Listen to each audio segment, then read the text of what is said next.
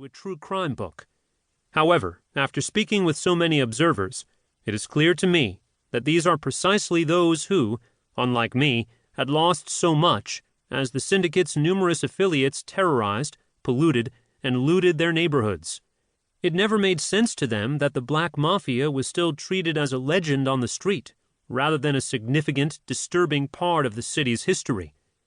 In their view, with which I agree, they have been victimized still further by the media and academia, who have all but refused to investigate and narrate this history. Working with people like the production team for the BET program and the staff working on a National Geographic show on Philadelphia's underworld has been a treat. It is also important, in my view, that the topic is reaching a vast and diverse audience, far beyond the historians and criminologists who would normally see such work if written in the expected academic prose. The book has been optioned to be made into at least one major motion picture, and if the film project pans out, it will be the next step forward for those who have yearned for the story to be told on a grand stage. Before being asked to produce the one-hour show on the Black Mafia, Henry Shipper had never heard of the syndicate. Reflecting on his experience producing the show, Shipper recently said, "The fact the Black Mafia story is little known is important. It should be well known." I, along with many faceless others, couldn't agree more, Henry. Sean Patrick Griffin, Abington, Pennsylvania, July 2007. Introduction. The Bug.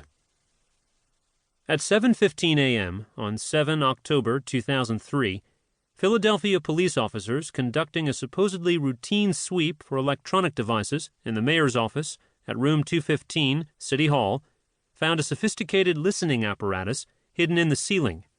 The Bug, in Mayor John F. Street's office, was a battery-powered device with various microphones that transmitted to a nearby, undisclosed location. Officers alerted Police Commissioner Sylvester Johnson, who immediately contacted the local office of the Federal Bureau of Investigation to report the discovery. FBI agents responded to the call and retrieved the device, knowing all the while that it was their own. By 9 a.m., word of the discovery had made its way to news organizations, and the story was about to explode. The city of Philadelphia was less than 4 weeks away from a tight mayoral election pitting Democrat incumbent Street, an African-American, against white Republican Sam Katz. By late in the afternoon, Democratic operatives were telling reporters the apparent investigation was a Republican smear. One prominent Street supporter, Labor leader John Dougherty, said, "You have an African-American Democratic mayor who's starting to pull ahead in the polls, and suddenly there are newly placed listening devices in the mayor's office?" "Draw your own conclusions," was his implication. An FBI spokeswoman wound up stoking the fires in Mayor Street's camp when she said that, while she could not comment on the specifics of the investigation, she could state that it was not election-related. Thus, the public was left with the unmistakable inference that something criminal was being investigated involving the mayor. By the following day, when FBI agents raided the home and office of a prominent African-American Muslim cleric and street supporter, Shamsuddin Ali, the story was national news.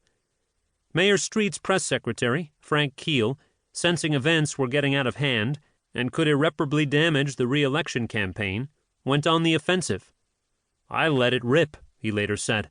"I was giving voice to what a lot of people were feeling in Philadelphia, that this thing just smelled bad, and that it was entirely within the realm of the Republican Party, in an effort to wrest control of the city of Philadelphia from the Democratic machine to set up a win in Pennsylvania for President George W. Bush." The Democrat plan was to suggest it was part of a smear campaign. They declared that the timing of the Bug's discovery was suspicious, and that Attorney General John Ashcroft's Department of Justice should not be intervening in a competitive mayoral race with national election implications. Numerous local, state, and national political operatives adopted this line in the ensuing weeks. On October 9th, however, news agencies reported that investigators were looking into corruption in the city's no-bid contracts, those awarded without open competition and therefore susceptible to cronyism, especially those involving Philadelphia International Airport. A few days